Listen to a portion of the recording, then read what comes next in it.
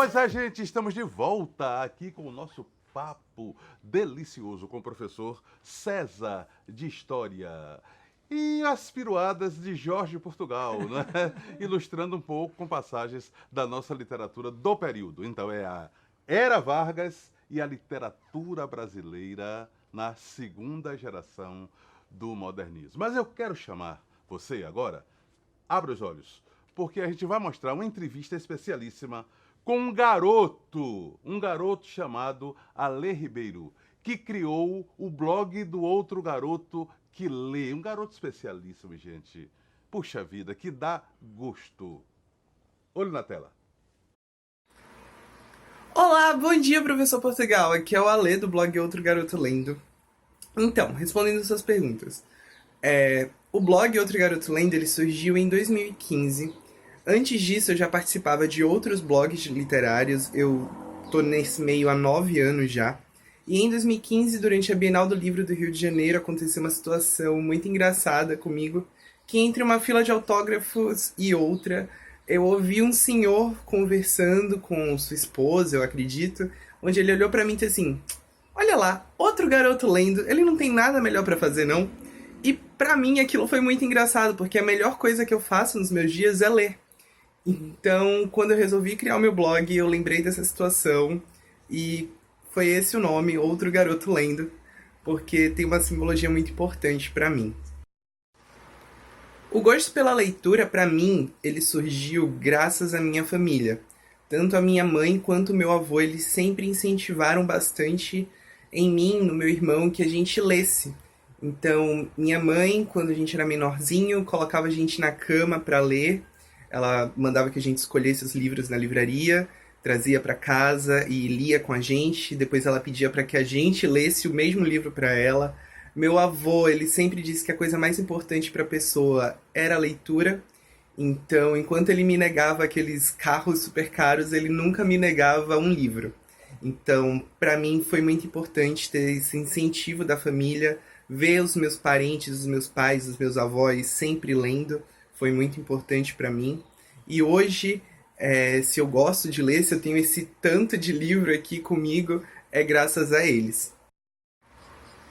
Olha, nesses 24 anos é meio difícil contar quantos livros eu já li, mas eu vou ter como base a minha estante atual, onde a gente tem 532 títulos e, enfim, vamos dizer que esse seja um número de livros lidos até agora, né? E eu espero ler muitos mais enquanto eu viver, pretendo continuar lendo direto.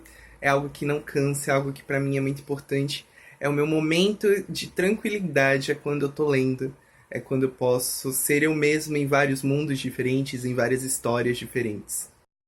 E a minha dica pra você que acha que você não gosta de ler ou que acha que tem preguiça porque tem muitas páginas e muitas letras ou poucas ilustrações, procure uma história com a qual você se identifica.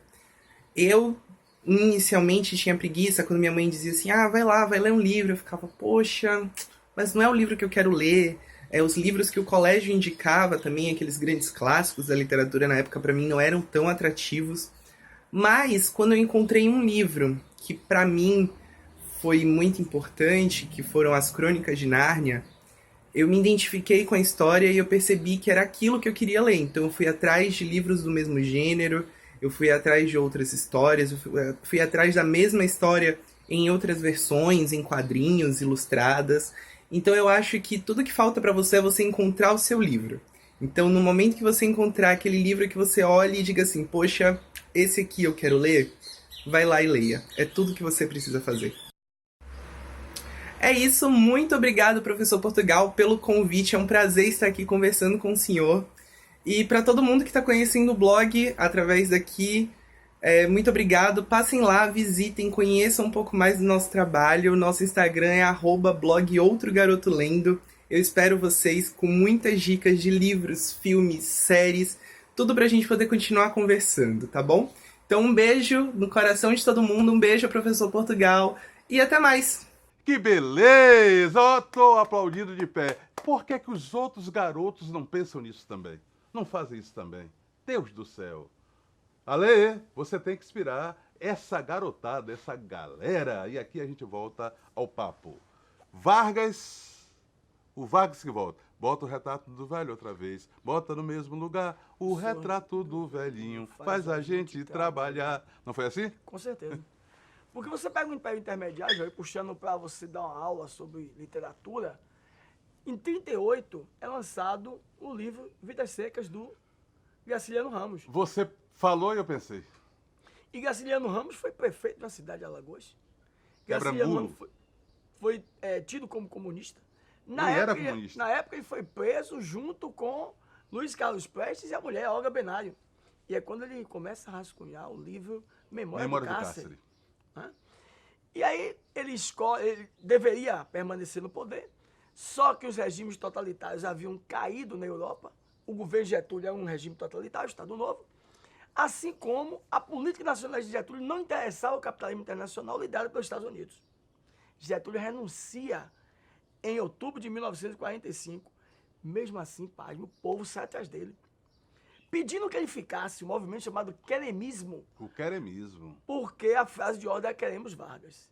Ele elege Dutra, Dutra assume em 46.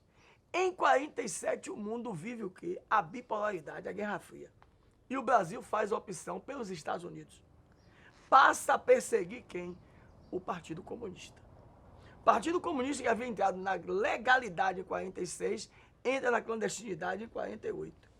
E você vai ter caçado nessa época o senador mais votado, que foi Luiz Carlos Prestes, e um dos deputados mais votados para você falar, Jorge Amado. Jorge Amado, com certeza, deputado pelo Partido Comunista, que teve o seu registro cassado, entendeu? Com essa caça às bruxas. E também, eu vou relembrar, viu? Um dos grandes heróis baianos, eu já estou arrepiado só de pensar no nome dele, Carlos Marighella, que também era deputado pelo Partido Comunista. Aliás, fique na expectativa que vai rolar o filme Marighella, dirigido por Wagner Moura. Você não pode perder. E aí Dutra, o final do governo dele é marcado pelo aumento do índice inflacionário, corrupção, desemprego, o que faz com que Getúlio retorne com essa música que você colocou. Bota o retrato do velho. E aí o sorriso do velhinho faz a gente trabalhar. Trabalhar, é. Getúlio volta como o quê de novo? Pai dos pobres, pai dos trabalhadores. E Getúlio dizia que se fosse eleito, iria fazer com que o trabalhador subisse com eles a escadaria do Palácio do Catete. Porque isso, na época, a capital do Brasil é o Rio de Janeiro. E a sede do governo era o Palácio do Catete. E Getúlio volta, Jorge, mais nacionalista do que outra coisa. Brigando com as multinacionais, principalmente com os cartéis petrolíferos, onde ele, com a lei 2004, de outubro de 1953, criou a Petrobras. Certo? Botou o provável sucessor dele, que foi o João Goulart, ministro do Trabalho, que deu um aumento de 100% sobre o salário mínimo. Isso incomoda quem? As elites. As elites. Isso incomoda a burguesia. Isso incomoda os Estados Unidos. Getúlio passa a sofrer oposição de quem? Carlos Lacerda, chamado de O Corvo, onde cai no colo dele um jornal, a Tribuna da Imprensa do Rio de Janeiro. Toda hora Getúlio é chamado de comunista, sindicalista, de operário. E aí passa novamente o quê? É bola para você. Perseguição ao comunismo. O que culmina com Getúlio morrendo. Dizem que ele se suicidou. A gente sabe, não é, que quem tentou fazer alguma coisa para esse país ou foi morto ou foi deposto. E aí vem a famosa Carta Testamento, que Getúlio se consagra como pai dos trabalhadores, o pai dos pobres, e temporariamente se encerra um período chamado de populismo, até chegarmos a um outro grande presidente, que foi Juscelino Kubitschek, né, que vai governar o Brasil de 56 a 61. Mas aí já é outra história. Já é outra história. Aí a gente vai um dia sentar aqui para conversar sobre o período Juscelino, os anos dourados e a Bossa Nova. Bossa Nova. Olha, gente, o enterro de Getúlio Vargas foi uma coisa nunca vista no país. Getúlio Vargas, com o tiro que deu no peito, ele simplesmente adiou o golpe militar que só iria acontecer em 64. Foi um homem que deu a vida pelo povo brasileiro. Tanto é que um dos grandes sucessos de Jackson do Pandeiro daquela época diz assim, ó: ele disse muito bem, o povo de quem fui escravo não será mais escravo de ninguém. Ele disse muito bem, o povo de quem fui escravo não será mais escravo de ninguém. Está na Carta do Testamento. Com certeza. O povo de quem fui escravo não será mais escravo de ninguém. Eu lhes dei a minha vida, Vai entrar na história. e hoje vos dou a minha morte, e serenamente dou o primeiro passo para sair da vida Entrar na e história. entrar na história. Os maiores presidentes.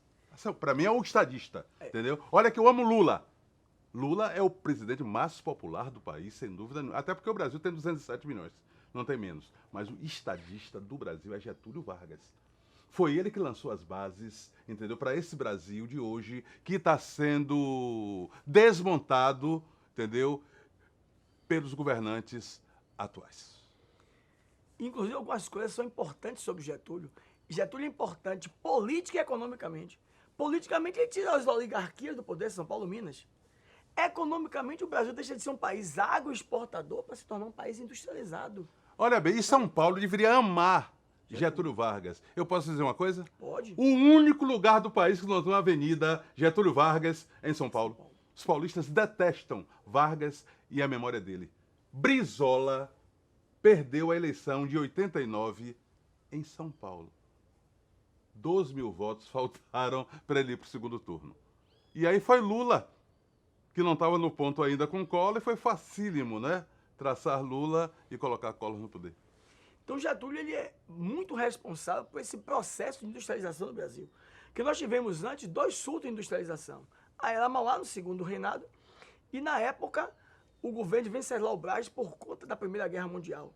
Mas Getúlio é quem consolida a indústria de base com a criação da CSN, Companhia Siderúrgica Nacional de Volta Redonda. Então, como você muito bem falou, Jorge, é o grande estadista, é o grande visionário desse Brasil. E gostava de música, bicho, adorava, entendeu? Frequentava os teatros de revista. Dizem até, lá em Santa Amaro, que ele chegou a namorar Linda Batista por debaixo dos panos. Bom, mas isso é fuxico, viu, gente? Tinha bom é caso que com você... Virginia Lane. Virginia Vedete. Lane, que era a grande vedete. Agora já é fofoca, tá bom? fofoca. Mas o importante é que você aprendeu. Joia aprendeu muito em 20 minutos sobre a Era Vargas, a literatura brasileira. Naturalmente que tudo isso continua. Entre no @português com Portugal. Vou repetir, hein? @português com Portugal. E aqui mesmo no ibahia.com/quero ser aprovado. Axé, amém, aleluia, salam aleikum, namastê.